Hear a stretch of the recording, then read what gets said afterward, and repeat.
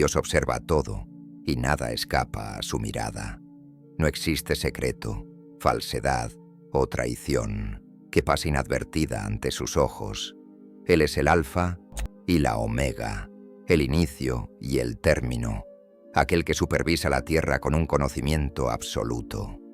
Cuando has sido lastimado, cuando te han traicionado, cuando alguien te ha causado un daño que parece insoportable, podrías preguntarte si Dios siquiera percibe tu sufrimiento. Podrías derramar lágrimas de frustración, cuestionando por qué permitió que sucediera lo que ocurrió, por qué guardó silencio, por qué no intervino en el instante en que el dolor fue infligido. Sin embargo, déjame asegurarte que ni una sola lágrima ha rodado por tu rostro sin que Él la haya notado, ni una sola injusticia ha pasado desapercibida. La Biblia nos dice en Proverbios 15, versículo 3, que los ojos del Señor están en todas partes, observando tanto al perverso como al justo.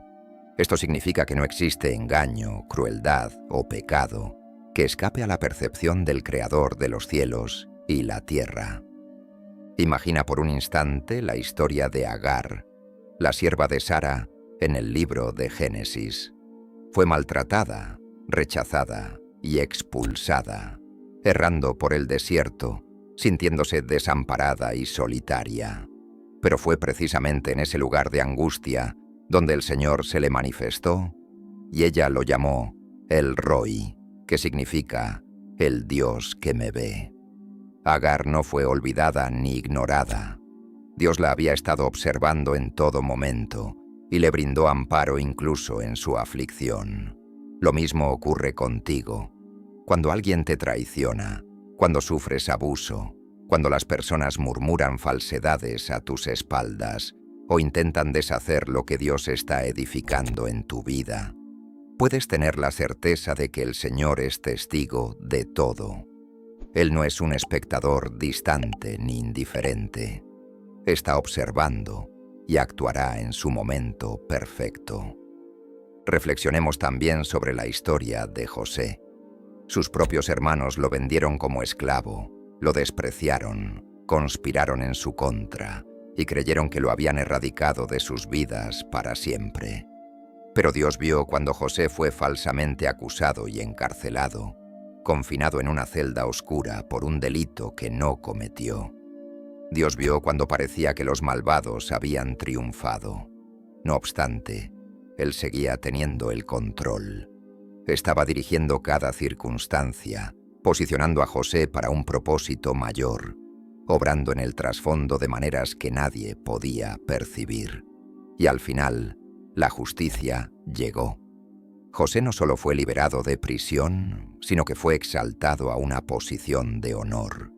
Las mismas personas que intentaron destruirlo fueron humilladas ante él. La justicia de Dios puede no manifestarse de la manera que esperamos o en el tiempo que deseamos, pero siempre se cumple. En este mundo repleto de corrupción, falsedad e injusticia, es fácil preguntarse si alguna vez se impartirá justicia auténtica. Los tramposos prosperan, los perversos avanzan y los inocentes padecen. Frecuentemente, parece que aquellos que obran con malicia escapan sin sufrir consecuencias. Pero Dios lo ve todo y no es indiferente. Su justicia no es imperfecta como la de los hombres. Su juicio nunca es tardío, jamás es parcial ni erróneo. Es impecable y llegará en el instante preciso y de la manera adecuada. La Biblia declara en Deuteronomio 32, versículo 4: Él es la roca, sus obras son perfectas y todos sus caminos son rectos. Es un Dios fiel, que no comete injusticia, es justo y verdadero. A diferencia de los jueces humanos, quienes pueden ser influenciados por el dinero, el poder o intereses personales, Dios es incorruptible.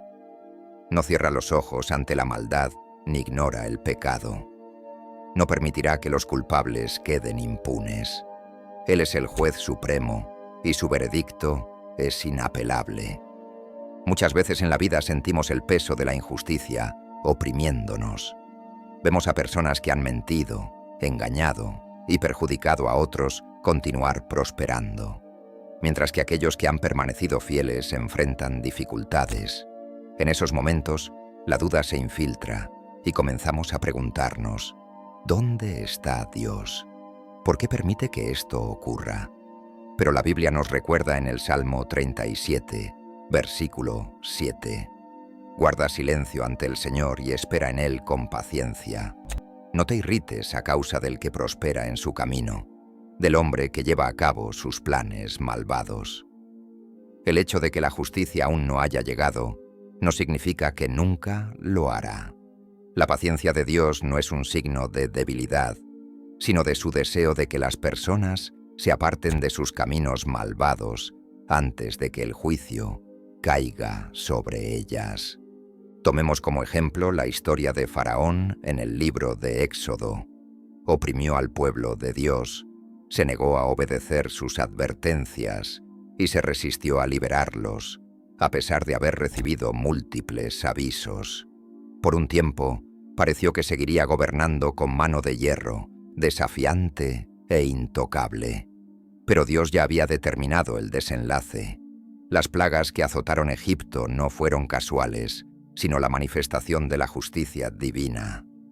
La soberbia de Faraón lo condujo a su ruina, y al final fue sepultado en el Mar Rojo mientras el pueblo que había esclavizado cruzaba libremente. La justicia se ejecutó de la forma y en el tiempo perfectos de Dios. Otro caso es la historia de Amán en el libro de Esther. Amán, un funcionario influyente, maquinó la destrucción del pueblo judío y planeó la ejecución de Mardoqueo. Mandó construir una horca, completamente convencido de que su plan se concretaría con éxito. Pero en un giro inesperado, la misma trampa que había diseñado para Mardoqueo se convirtió en su propia condena. Fue colgado en la misma horca que había preparado para otro. Así obra Dios. Los malvados pueden tramar y aparentar ser invencibles, pero al final caerán por sus propias artimañas. La justicia de Dios no solo castiga a los perversos, sino que también reivindica a los justos. Cuando José fue arrojado a prisión por un crimen que no cometió, parecía que la injusticia había triunfado. Pero Dios tenía un propósito más elevado. Lo promovió a una posición de poder, convirtiéndolo en un testimonio vivo de que ningún acto de injusticia puede frustrar el plan divino. Lo que los hombres intentaron para el mal, Dios lo transformó en bien. Uno de los ejemplos más grandiosos de la justicia divina es la cruz de Jesucristo. La humanidad era culpable de pecado, merecedora de juicio y completamente incapaz de salvarse a sí misma. La justicia exigía un pago, pero la misericordia abrió un sendero. En la cruz, la justicia y la gracia se encontraron de manera perfecta. Jesús cargó sobre sí el castigo que nos correspondía, para que pudiéramos ser justificados delante de Dios. Ningún pecado fue ignorado, ningún acto de maldad quedó impune. Todo pecado fue saldado, ya sea en la cruz o en el juicio eterno. Esta es la justicia perfecta de Dios. Su juicio puede no ser inmediato, pero siempre es certero. Los malvados pueden creer que han logrado evadir su destino, que han eludido las consecuencias y que sus acciones permanecerán en la sombra por siempre. Sin embargo, nada está oculto para Dios. Él percibe cada acto de opresión, cada ganancia deshonesta, cada traición y cada injusticia, y traerá juicio en su tiempo señalado. Los soberbios serán humillados, los opresores caerán, los mentirosos serán desenmascarados. Nadie escapa a la justicia de Dios. Para aquellos que han sufrido agravios, hay consuelo en saber que Dios no ha olvidado. Ha registrado cada agravio, ha contemplado cada lágrima y hará que todo sea rectificado. Llegará el día en que cada injusticia será confrontada, cada acto perverso será respondido y los justos serán reivindicados. La Escritura dice: «El Señor es conocido por el juicio que ejecuta. Con sus propias manos El impío queda atrapado en la red que tendió para otros. Este versículo nos recuerda que Dios no solo observa, sino que también interviene. Sus juicios no son arbitrarios, sino que reflejan su santidad y equidad. Cada acción tiene sus consecuencias, y aunque en ocasiones parezca que los malvados prosperan, su destino está sellado. Dios no olvida, pero tampoco se retrasa.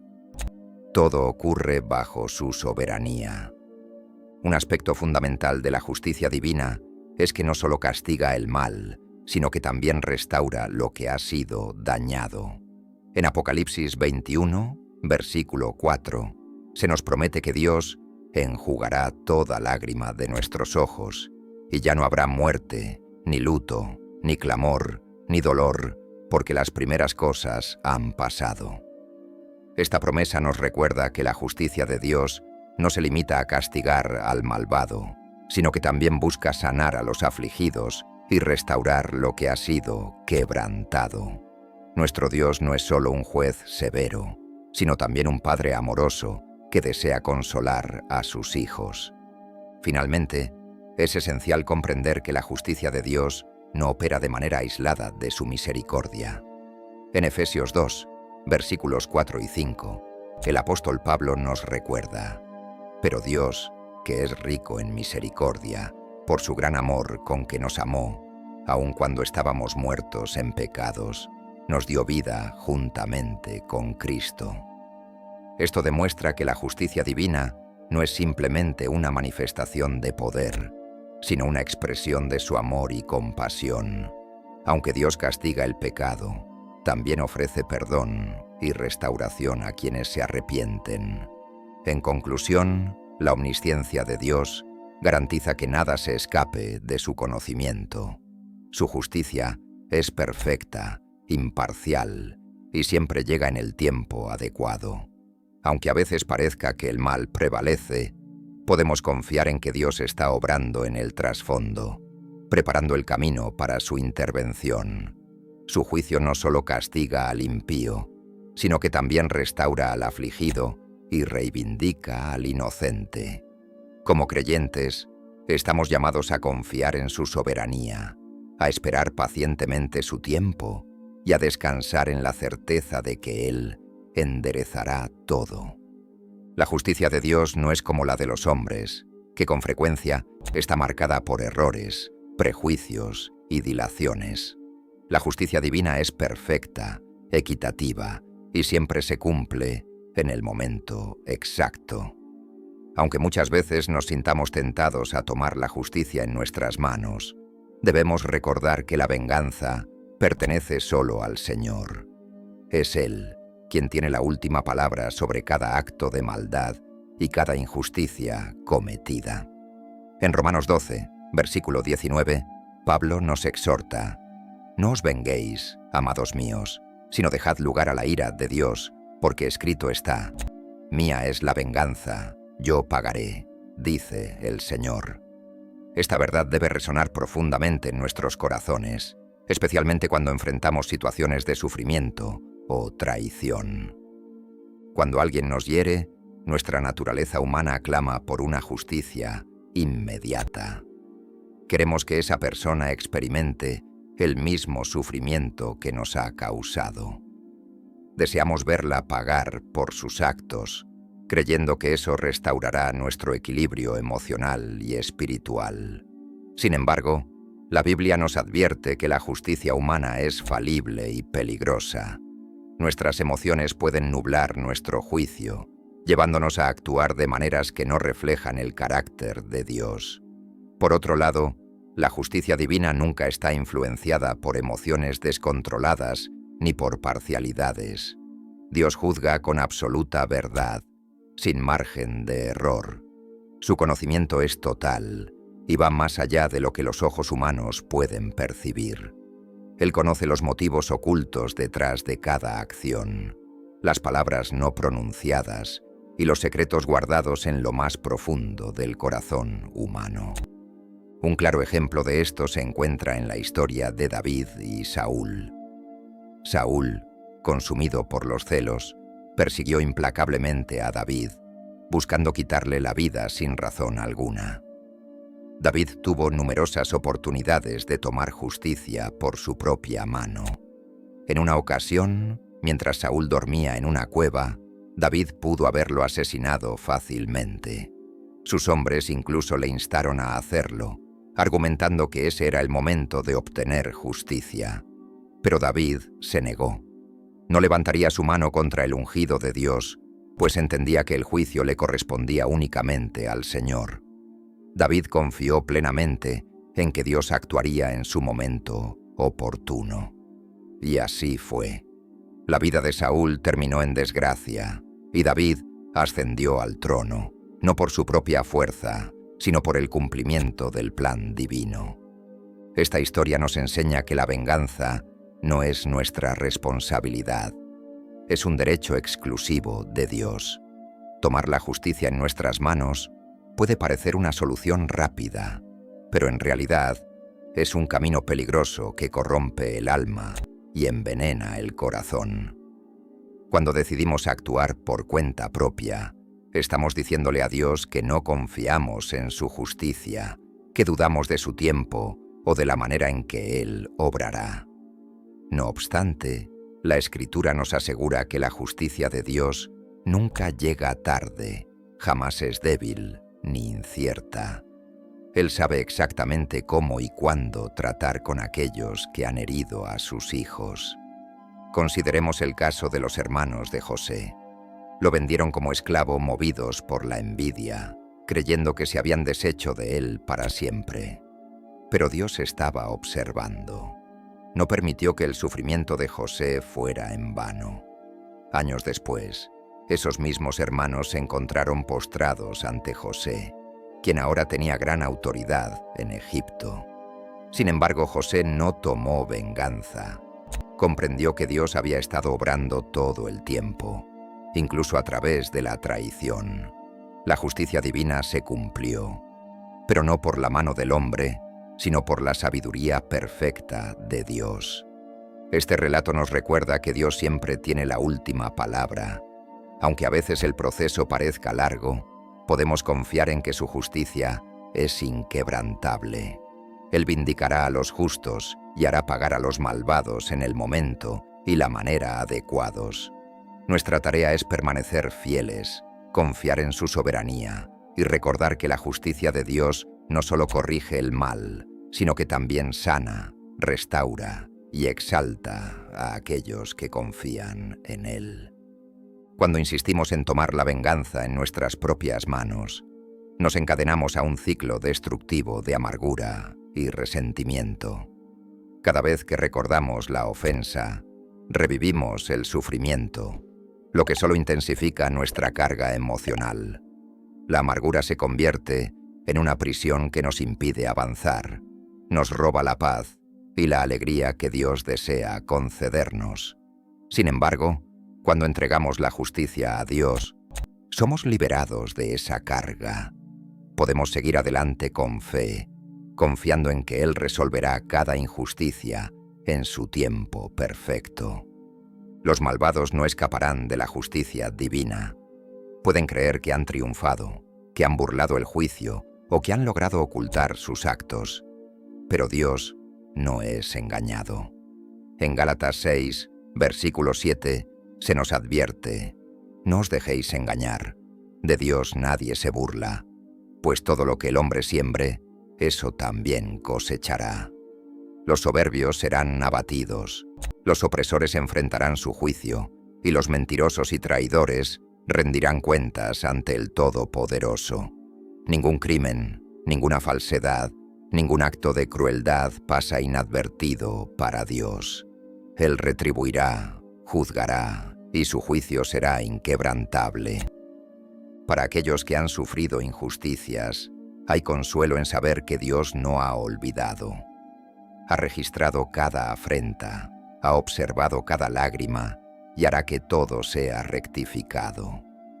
Llegará un día en que cada injusticia será confrontada, cada acto malvado será respondido y los justos serán reivindicados. Mientras tanto, Podemos descansar en la certeza de que Dios está obrando en silencio, preparando el camino para su intervención. No necesitamos cargar con el peso de la venganza, ni permitir que la amargura nos domine. En lugar de eso, debemos enfocarnos en confiar en Dios, dejando que su justicia se manifieste en su debido tiempo. El libro de Apocalipsis nos presenta una imagen poderosa del juicio final de Dios. En Apocalipsis 20, versículos 12 y 13, se describe cómo los muertos fueron juzgados según sus obras, conforme a lo que estaba escrito en los libros. Esto demuestra que Dios no pasa por alto nada. Cada acción, cada palabra, cada pensamiento será evaluado con precisión. Nadie podrá argumentar que fue tratado injustamente, porque el juicio de Dios es absolutamente equitativo. Aquellos que han vivido en rebelión contra Él no tendrán excusas en ese día. Sin embargo, para los que han confiado en su misericordia y gracia, este juicio será la confirmación de su salvación. Jesús ya pagó el precio por nuestros pecados en la cruz, y aquellos que han aceptado su sacrificio no enfrentarán la ira de Dios. Es importante comprender que la justicia de Dios no solo castiga al malvado, sino que también restaura al afligido. En Apocalipsis 21, versículo 4, se nos promete que Dios enjugará toda lágrima de sus ojos, y ya no habrá muerte, ni lamento, ni clamor, ni dolor, porque las cosas anteriores han pasado. Esta promesa nos recuerda que la justicia de Dios no se limita a castigar el mal, sino que también busca sanar a los quebrantados y restaurar lo que ha sido destruido. Nuestro Dios no es solo un juez severo, sino también un Padre amoroso que desea consolar a sus hijos. Su justicia no es simplemente un acto de poder, sino una manifestación de su carácter amoroso y compasivo. Otro aspecto esencial de la justicia divina es que no opera de manera independiente de su misericordia. En Efesios 2, versículos 4 y 5, Pablo nos recuerda: «Pero Dios, que es rico en misericordia, por su gran amor con que nos amó, aun estando nosotros muertos en pecados, nos dio vida juntamente con Cristo». Esto demuestra que la justicia de Dios no es simplemente una demostración de autoridad, sino que refleja su amor infinito. Aunque castiga el pecado, también ofrece perdón y restauración a quienes se arrepienten. La cruz de Jesucristo es el ejemplo supremo de cómo la justicia y la misericordia de Dios se encuentran en perfecta armonía. Ningún pecado fue ignorado, ningún acto perverso quedó impune. Todo pecado fue pagado, ya sea en la cruz o en el juicio eterno. Esta es la justicia perfecta de Dios. En el Salmo 37, versículo 7, David nos exhorta: «Guarda silencio ante el Señor y espera en Él con paciencia. No te inquietes por los que prosperan en su camino, por los que llevan a cabo planes malvados». Este pasaje nos recuerda que, aunque los impíos puedan parecer invencibles en el presente, su destino final está determinado. Dios no se adelanta ni se demora, todo ocurre bajo su soberanía. La paciencia de Dios no es un signo de debilidad, sino una oportunidad para que las personas se aparten de sus caminos perversos antes de que el juicio llegue. Faraón, en el libro de Éxodo, es un claro ejemplo de esto. Oprimió al pueblo de Dios, los esclavizó y se negó a liberarlos, pese a las innumerables advertencias. Por un tiempo, parecía que continuaría gobernando con mano de hierro, desafiante e imbatible. Pero Dios ya había decidido el desenlace. Las plagas que azotaron Egipto no fueron incidentes fortuitos, sino la manifestación de la justicia divina. La arrogancia de Faraón lo llevó a su caída, y al final pereció en el Mar Rojo, mientras el pueblo que había sometido caminaba libre. La justicia llegó de la manera perfecta de Dios y en el momento perfecto de Dios. La historia de Amán, en el libro de Esther, también ilustra cómo funciona la justicia divina. Amán, un funcionario poderoso, conspiró contra el pueblo judío y tramó la ejecución de Mardoqueo. Mandó construir una horca, convencido de que su plan tendría éxito. Pero en un giro inesperado, la misma trampa que diseñó para Mardoqueo se convirtió en su propia ruina. Fue colgado en la misma horca que había preparado para otro. Así actúa Dios. Los malvados pueden conspirar y parecer invencibles, pero al final caerán por sus propias intrigas. La justicia de Dios no solo castiga a los impíos, sino que también exalta a los justos. Finalmente, debemos recordar que la justicia de Dios no es solo un concepto teológico, sino una verdad viva que nos brinda esperanza y consuelo en medio de un mundo injusto. Cuando enfrentamos traiciones, pérdidas o sufrimientos, podemos confiar en que Dios está observando. No ha apartado su rostro, ni ha ignorado nuestro dolor. Conoce cada detalle y actuará en su tiempo perfecto. Las manos que formaron el universo, que posicionaron las estrellas en su lugar y que dirigen el ascenso y la caída de las naciones, son las mismas manos que sostienen nuestras vidas. Aquel que habló y el mundo vino a la existencia es el mismo que vela por nosotros.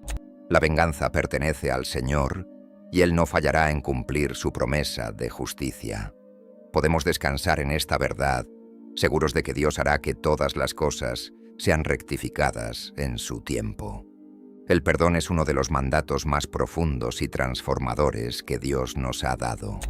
No es una sugerencia ni una alternativa que debemos considerar según nuestro estado de ánimo, sino un llamado claro y directo. La justicia divina es real y efectiva, y nos permite vivir en paz, confiando en que Dios, en su infinito amor y poder, hará justicia y restaurará lo que ha sido quebrantado. Jesús mismo dejó esta enseñanza clara en Mateo 6, versículos 14 y 15. Porque si perdonan a otros sus ofensas, su Padre Celestial también los perdonará a ustedes. Pero si no perdonan a otros sus ofensas, tampoco su Padre les perdonará las suyas. Estas palabras no son ligeras ni opcionales, sino una revelación profunda de la verdad. El perdón no solo impacta nuestra relación con quienes nos han herido, sino también nuestra comunión con Dios. Cuando nos negamos a perdonar, levantamos una barrera entre nosotros y el Señor, una barrera que puede impedirnos experimentar la plenitud de su gracia y misericordia. Perdonar no significa excusar lo que alguien hizo o fingir que el dolor nunca existió. No minimiza el daño ni justifica el mal. Más bien, es un acto de entrega, una decisión consciente de liberar al ofensor del peso de nuestro juicio personal y confiar el asunto en las manos de Dios. Muchas personas creen erróneamente que perdonar implica olvidar, pero eso no es cierto. El perdón no borra el recuerdo del daño, ni nos obliga a actuar como si nada hubiera sucedido.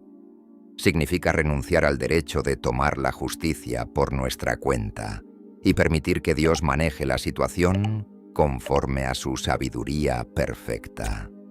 Es un acto de fe, una declaración de confianza en que Él ha visto cada detalle y actuará en su debido tiempo.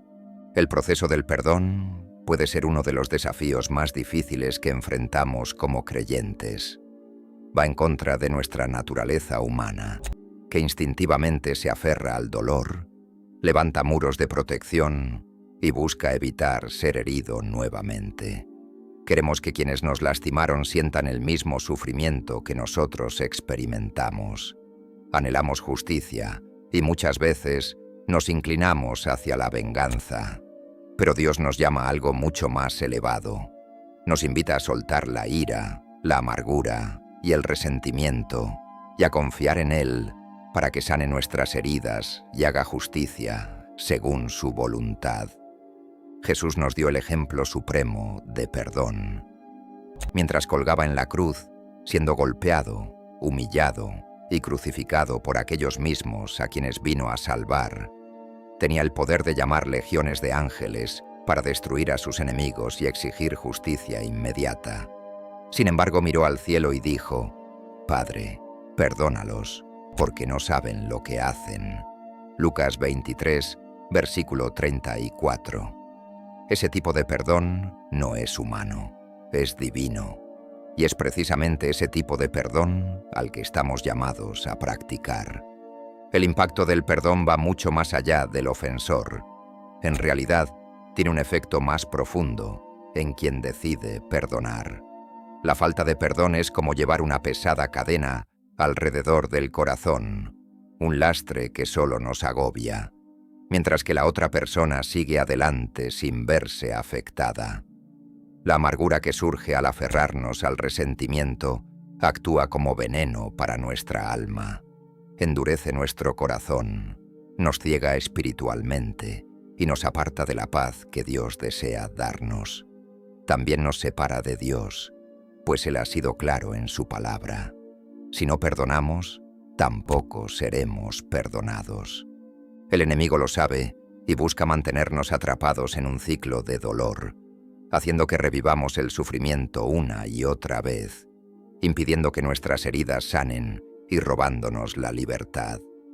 Pero Dios no quiere que vivamos de esa manera. Nos llama a la libertad, a soltar la carga y a confiar en Él para hacer justicia, traer sanidad y restauración. La historia de José, en el libro de Génesis, es un poderoso ejemplo de cómo el perdón puede transformar vidas. Sus propios hermanos lo traicionaron, lo vendieron como esclavo y lo abandonaron, convencidos de que nunca volverían a verlo. Tenía todas las razones para odiarlos y buscar venganza cuando finalmente tuvo la oportunidad de hacerlo. Sin embargo, en lugar de ceder al rencor, José eligió ver la mano de Dios en su sufrimiento.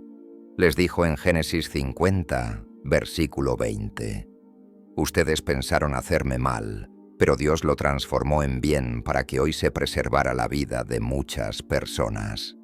Esta perspectiva refleja a alguien que ha entregado su dolor a Dios y se niega a permitir que la amargura eche raíces en su corazón.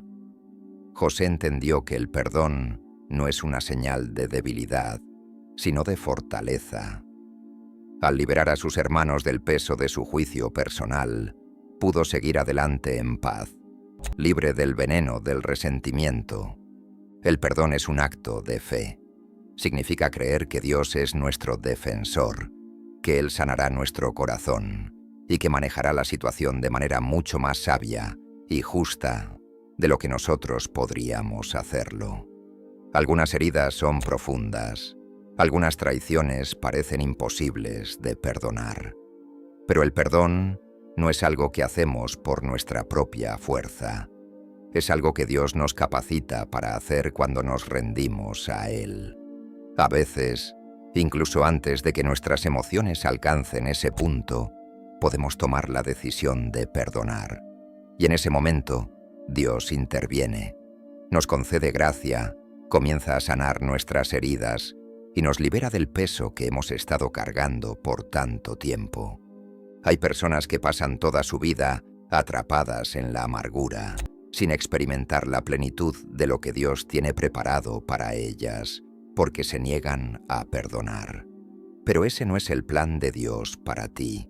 Él quiere que camines en libertad, que sueltes la carga y que confíes en Él para hacer justicia. El libro de Hebreos 12, versículo 15, nos advierte: cuídense de que nadie deje de alcanzar la gracia de Dios, de que ninguna raíz de amargura brote y cause problemas, y muchos sean contaminados por ella. La amargura no solo afecta a quien la alberga en su corazón, sino que también puede influir negativamente en quienes lo rodean. Una raíz de amargura puede extenderse y afectar relaciones, comunidades e incluso congregaciones enteras. Por esta razón, es fundamental erradicarla desde su origen a través del perdón. Cuando decidimos perdonar, Estamos declarando que no permitiremos que el enemigo controle nuestras emociones ni dicte nuestras decisiones. Estamos afirmando que Dios tiene el control y que Él hará justicia en su debido tiempo. Hay momentos en los que el perdón parece inalcanzable, especialmente cuando el daño ha sido profundo o recurrente. Sin embargo, Dios no nos llama a hacerlo solos. Nos promete que estará con nosotros en cada paso del camino. Efesios 4, versículo 32, nos exhorta: sean bondadosos y compasivos unos con otros, perdonándose mutuamente, así como Dios los perdonó a ustedes en Cristo. El perdón es un regalo que nos libera, un acto de fe que nos permite descansar en la justicia de Dios y experimentar la paz que solo Él puede dar. Cuando elegimos soltar el rencor y confiar en el Señor, abrimos la puerta para recibir su sanidad y restauración. Él ve nuestro dolor, conoce cada lágrima y está obrando en nuestras vidas. La venganza pertenece a Dios y su justicia es perfecta. En su tiempo, Él hará que todas las cosas sean rectificadas. Este versículo nos recuerda que el perdón no es algo que ofrecemos desde nuestra propia bondad, sino que fluye de la gracia que primero hemos recibido de Dios. Cuando comprendemos cuán inmensamente hemos sido perdonados por el sacrificio de Jesús en la cruz, encontramos la motivación para extender ese mismo perdón a otros. El perdón también tiene un impacto profundo en nuestras relaciones con los demás. Al perdonar, abrimos la puerta a la reconciliación y a la sanidad. Sin embargo, esto no significa que necesariamente debamos restaurar completamente la relación, especialmente si la otra persona no muestra arrepentimiento ni evidencia un cambio en su comportamiento. No obstante, el acto de perdonar nos libera de la prisión del resentimiento y nos permite vivir en paz. Además, cuando decidimos perdonar, estamos reflejando el carácter de Cristo ante el mundo.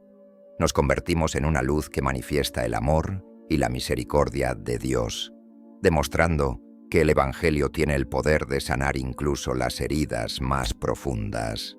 Un ejemplo conmovedor de perdón en la Biblia es la historia de Esteban, en el libro de Hechos.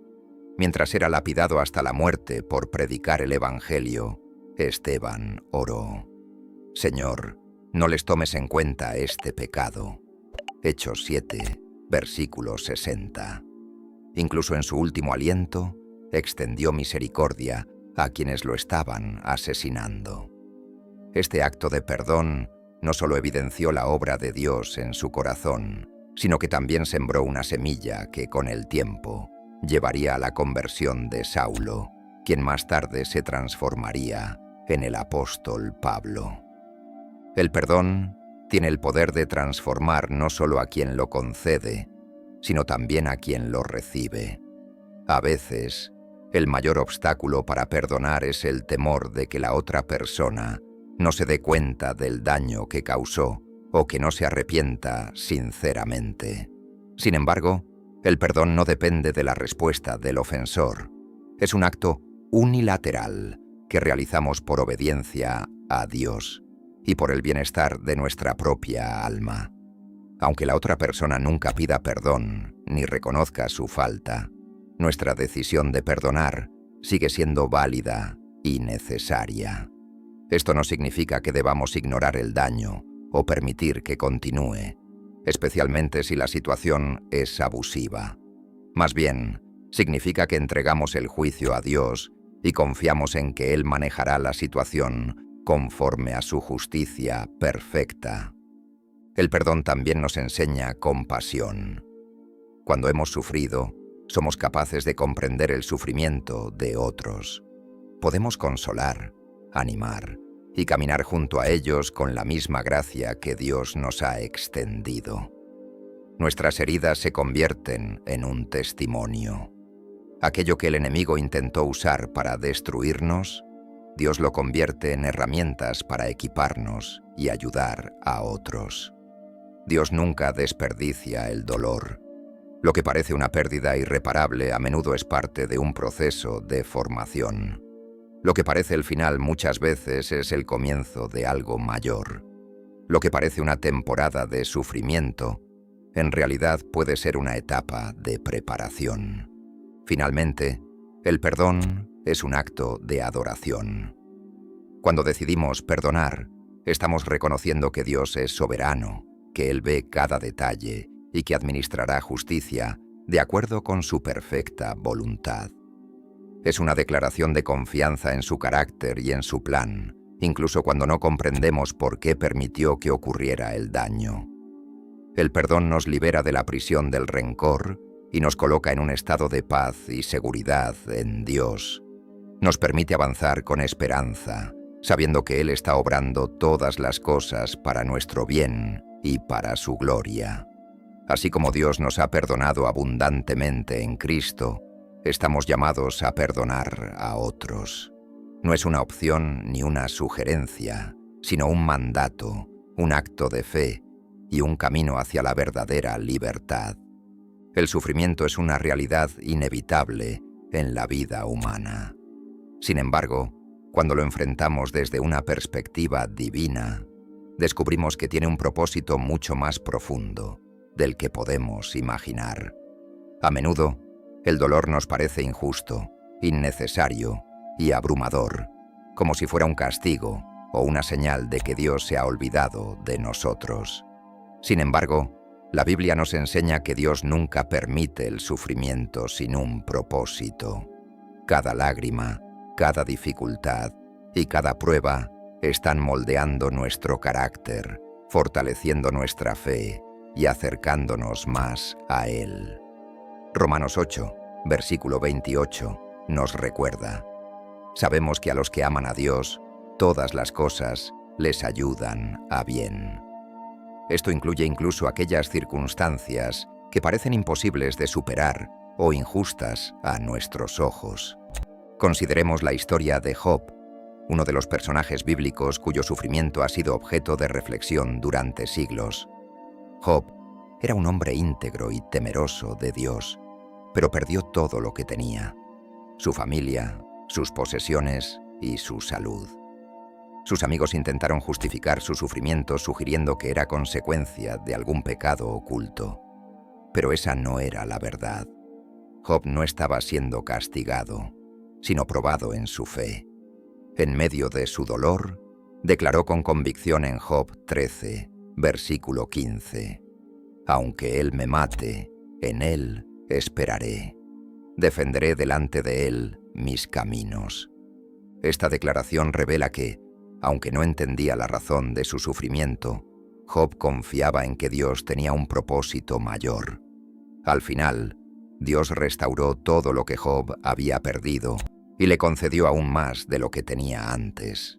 Pero lo más valioso no fue la restauración material, sino la profundidad de su relación con Dios, que creció a través del sufrimiento. El sufrimiento nos despoja de la ilusión de control. Cuando todo marcha bien, es fácil caer en la autosuficiencia y creer que somos dueños de nuestro destino. Sin embargo, cuando enfrentamos pruebas, nos vemos obligados a reconocer nuestra fragilidad y dependencia de Dios. Este proceso puede ser doloroso, pero también es esencial para nuestro crecimiento espiritual. Santiago 1, versículos 2 al 4, nos exhorta: hermanos míos, considérense muy dichosos cuando tengan que enfrentarse con diversas pruebas, pues ya saben que la prueba de su fe produce constancia. Y la constancia debe llevar a feliz término la obra, para que sean maduros y completos, sin que les falte nada. Las pruebas son como el fuego que purifica el oro, quemando las impurezas y dejando solo lo esencial. De la misma manera, el sufrimiento quema el orgullo, la autosuficiencia y las falsas seguridades, dejando un corazón humilde y completamente rendido a Dios. La historia de José, en el libro de Génesis, es otro claro ejemplo de cómo Dios utiliza el sufrimiento para cumplir sus propósitos. José fue traicionado por sus propios hermanos. vendido como esclavo y abandonado en un pozo. Más tarde, fue acusado injustamente y encarcelado durante años. Cada etapa de su vida parecía sumarle más dolor y alejarlo de sus sueños. Sin embargo, Dios no estaba castigándolo, sino preparándolo. Si José nunca hubiera sido traicionado, nunca habría llegado a Egipto.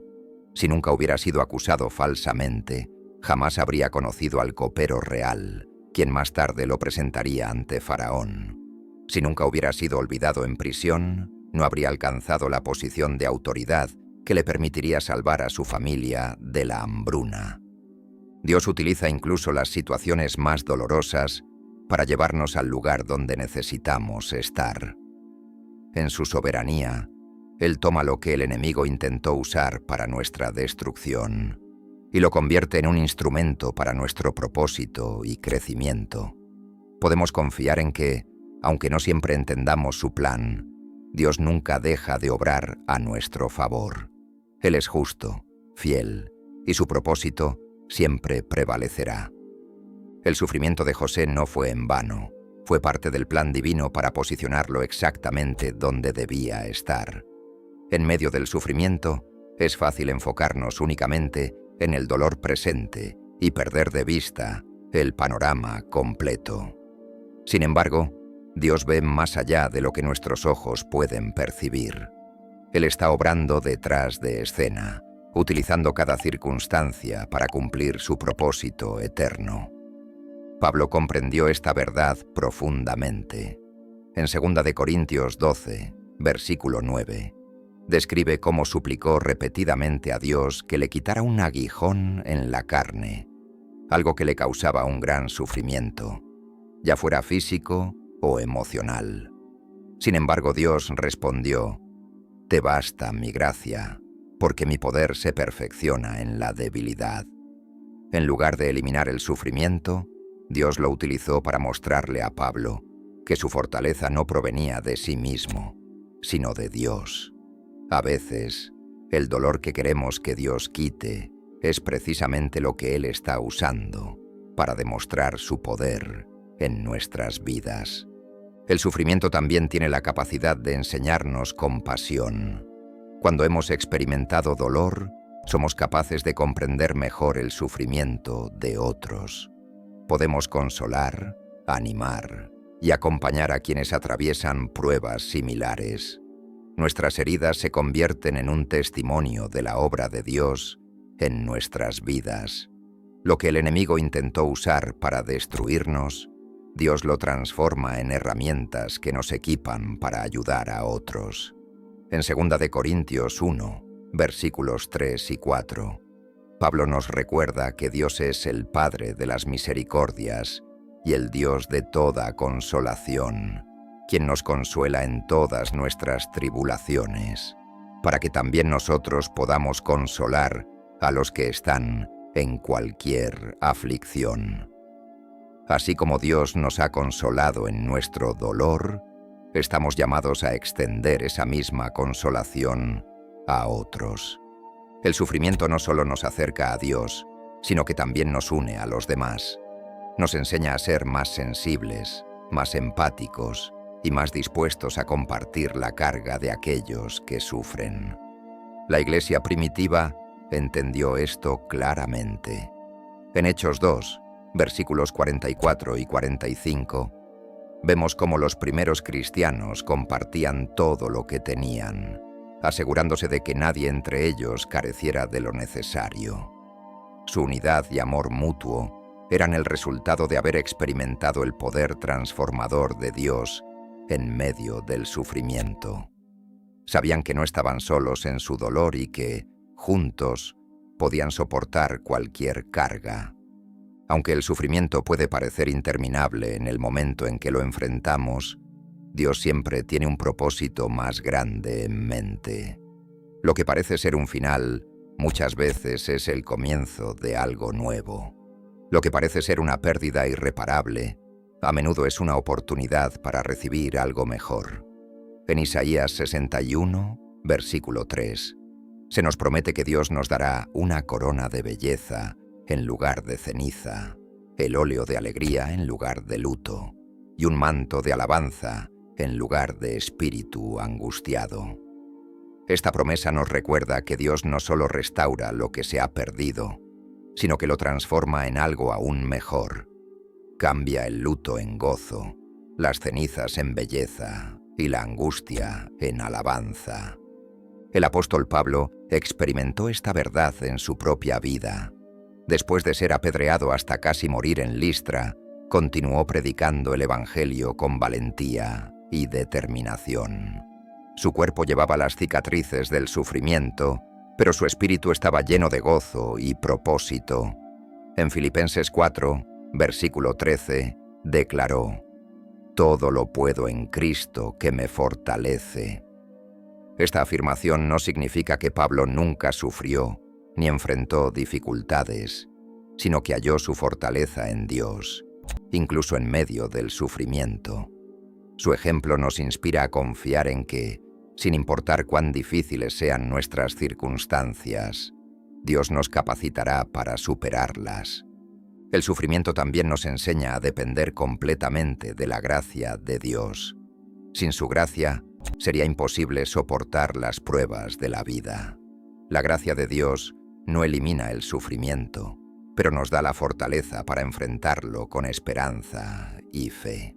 En Efesios 2, versículos 8 y 9, se nos recuerda que somos salvos por gracia, no por nuestras propias obras.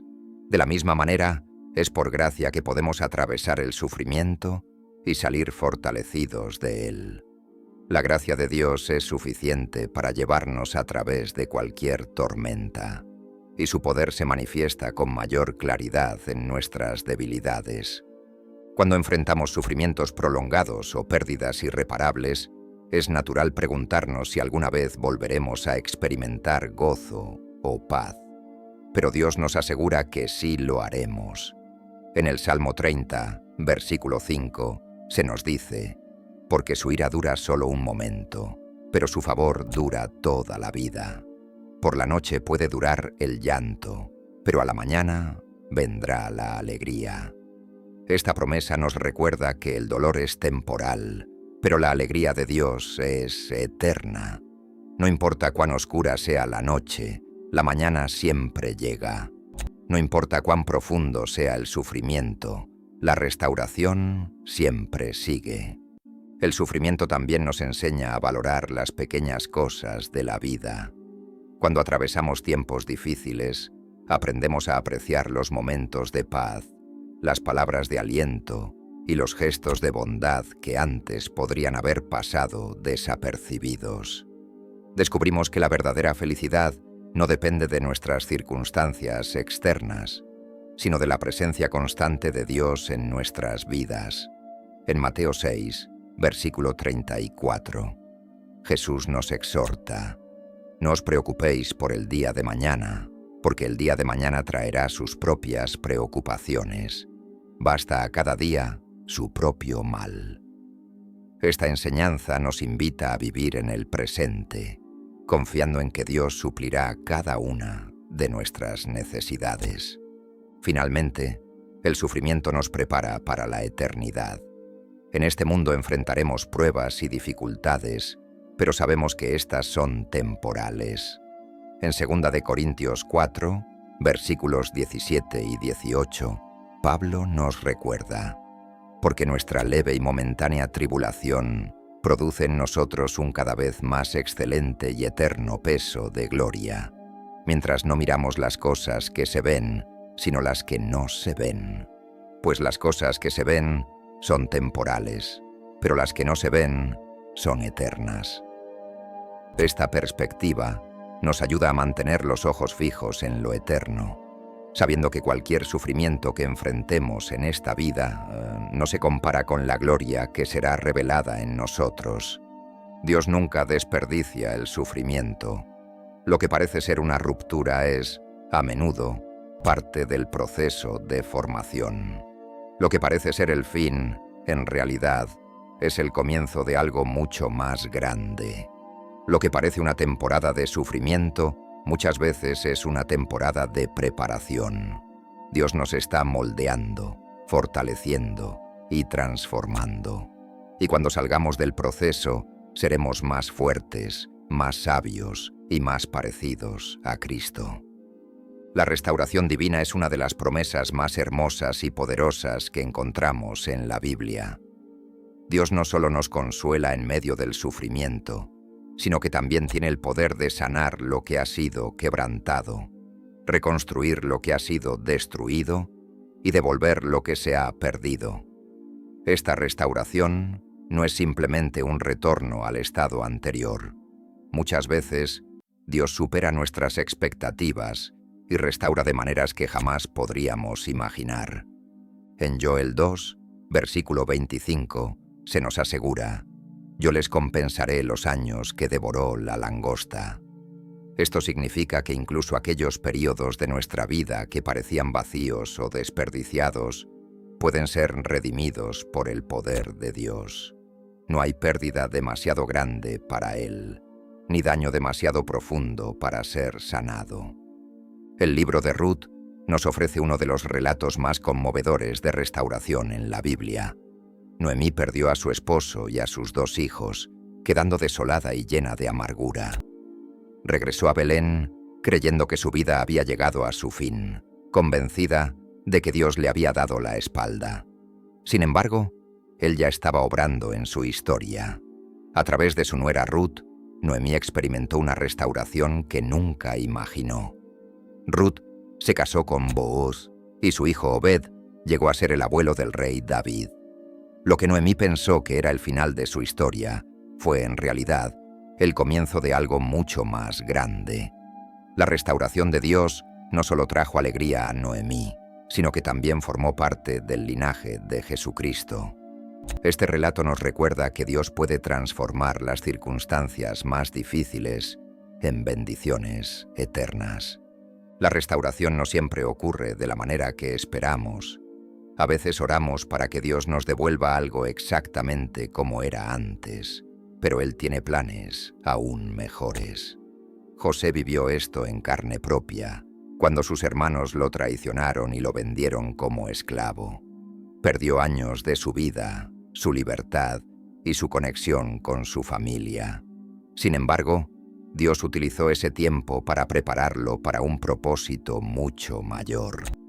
Cuando finalmente se reencontró con sus hermanos, José les dijo en Génesis 50, versículo 20, «Ustedes pensaron hacerme mal, pero Dios lo tornó en bien». Dios no solo restauró la relación entre José y su familia, sino que también lo posicionó en un lugar de autoridad para salvar a muchas naciones de la hambruna. La restauración de Dios siempre supera nuestras expectativas. Sin embargo, la restauración no se limita a lo material. Con frecuencia, las pérdidas más profundas son emocionales y espirituales. Las relaciones rotas, la fe debilitada y los sueños destruidos pueden parecer imposibles de recuperar. Pero Dios es especialista en sanar corazones quebrantados. En el Salmo 34, versículo 18, se nos dice: «Cercano está el Señor a los quebrantados de corazón y salva a los de espíritu abatido». Cuando entregamos nuestros corazones heridos a Dios, Él inicia un proceso de sanación que va mucho más allá de lo que podemos comprender. Transforma nuestro dolor en propósito, nuestras lágrimas en gozo y nuestras cicatrices en testimonio. Un poderoso ejemplo de restauración emocional y espiritual es la parábola del hijo pródigo en Lucas 15. Este joven abandonó a su familia, desperdició su herencia y terminó viviendo en la miseria. Pero cuando decidió regresar a casa, su padre lo recibió con los brazos abiertos y lo restauró completamente. No solo le dio ropa nueva y un banquete, sino que también lo reafirmó como parte de la familia. Esta historia ilustra cómo Dios nos recibe cuando volvemos a Él. Sin importar cuán lejos nos hayamos desviado, su gracia no solo cubre nuestros errores, sino que también restaura nuestra identidad como hijos amados. La restauración también implica la renovación de la esperanza. Hay momentos en la vida en los que parece que todo está perdido, que ya no queda nada por lo cual luchar. Sin embargo, Dios tiene el poder de devolvernos la esperanza, incluso en los momentos más oscuros. En Lamentaciones 3, versículos 21 al 23, el autor declara: «Esto traigo a mi corazón, por lo cual tengo esperanza. Por la misericordia del Señor no hemos sido consumidos, porque nunca decaen sus bondades. Son nuevas cada mañana. Grande es tu fidelidad». Esta declaración refleja una confianza inquebrantable en la fidelidad de Dios, aun después de haber enfrentado grandes pérdidas. La restauración de la esperanza no depende de nuestras circunstancias, sino de la promesa de que Dios siempre está obrando para nuestro bien. Dios utiliza la restauración para demostrar su poder y su gloria. Cuando Él restaura lo que parecía irremediablemente perdido, prueba que nada está fuera de su alcance. En el Antiguo Testamento, vemos cómo Dios restauró al pueblo de Israel una y otra vez, a pesar de su desobediencia y rebelión. En el Nuevo Testamento, Jesús restauró a Pedro después de que éste lo negara 3 veces. En Juan 21, Jesús le preguntó a Pedro si lo amaba, dándole la oportunidad de reafirmar su amor y compromiso. Luego le encomendó la tarea de cuidar de su rebaño. Esta restauración no solo sanó el corazón de Pedro, sino que también lo preparó para liderar la iglesia primitiva. Dios no solo restaura, sino que también equipa a sus hijos para cumplir su propósito. La restauración tiene un impacto profundo en nuestras comunidades y en el mundo. Cuando Dios transforma una vida, esa restauración afecta a quienes nos rodean. Nuestro testimonio de restauración puede inspirar a otros a buscar a Dios y a experimentar su poder en sus propias vidas. En Hechos 3, vemos cómo Pedro y Juan sanaron a un hombre cojo en el nombre de Jesús. Este milagro no solo restauró físicamente al hombre, sino que también abrió la puerta para predicar el Evangelio a una multitud. La restauración personal se convierte en un catalizador para la expansión del reino de Dios. A veces, la restauración requiere paciencia. No siempre ocurre de inmediato y puede tomar tiempo ver los frutos de lo que Dios está haciendo. Sin embargo, durante la espera, Él sigue obrando detrás de escena, preparando el terreno para su intervención. En Isaías 40, versículo 31, se nos recuerda: «Pero los que esperan en el Señor renovarán sus fuerzas, levantarán alas como las águilas, correrán y no se cansarán, caminarán y no se fatigarán». Esta promesa nos anima a confiar en que Dios cumplirá su propósito en su tiempo perfecto. Mientras esperamos, podemos descansar en la certeza de que Él está obrando. La restauración también nos enseña a valorar lo que tenemos. Después de haber perdido algo, aprendemos a apreciarlo aún más cuando es restaurado. Esto no solo se aplica a las posesiones materiales, sino también a las relaciones, la salud y las oportunidades. Dios permite que pasemos por temporadas de pérdida para que cuando llegue la restauración comprendamos su verdadero valor. Dios es el Dios de la restauración. No importa cuánto hayamos perdido, cuán rotos nos sintamos o cuán irremediables parezcan nuestras circunstancias. Su poder es ilimitado, su amor es inagotable y su plan es perfecto. Podemos confiar en que Él restaurará lo que ha sido perdido y lo hará de una manera que superará todas nuestras expectativas. La restauración nos hace más conscientes de la fragilidad de la vida y nos impulsa a vivir con gratitud y sabiduría. En Eclesiastés 3, versículo 1, Salomón nos recuerda: «Todo tiene su tiempo, y todo lo que se quiere debajo del cielo tiene su hora». Esta perspectiva nos ayuda a valorar tanto las temporadas de pérdida como las de restauración, entendiendo que ambas tienen un propósito dentro del plan divino. El proceso de restauración también nos enseña humildad. Reconocer que necesitamos ser restaurados es un acto de rendición que abre la puerta para que Dios actúe en nuestras vidas. En Santiago 4, versículo 10, se nos exhorta: humíllense delante del Señor, y Él los exaltará. Cuando admitimos nuestras debilidades y dependemos de Dios, Él nos levanta y nos restaura de maneras que jamás podríamos lograr por nuestra cuenta. La humildad nos permite recibir la gracia de Dios y experimentar su poder transformador. La restauración también tiene la capacidad de romper ciclos destructivos. Muchas veces, nuestras pérdidas y heridas están ligadas a patrones de pecado o comportamientos disfuncionales que se han repetido generación tras generación. Sin embargo, cuando Dios restaura, no solo sana las heridas individuales, sino que también libera a las futuras generaciones de esos ciclos.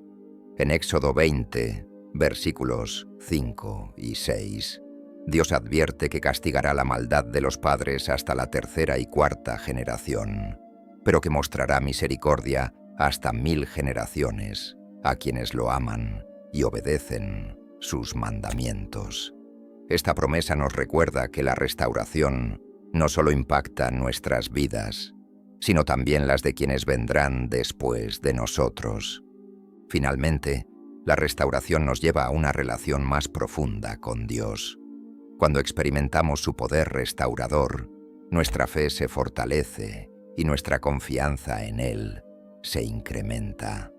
Aprendemos a depender de su gracia y a confiar en su propósito, incluso cuando no comprendemos por qué permitió ciertas pérdidas o sufrimientos.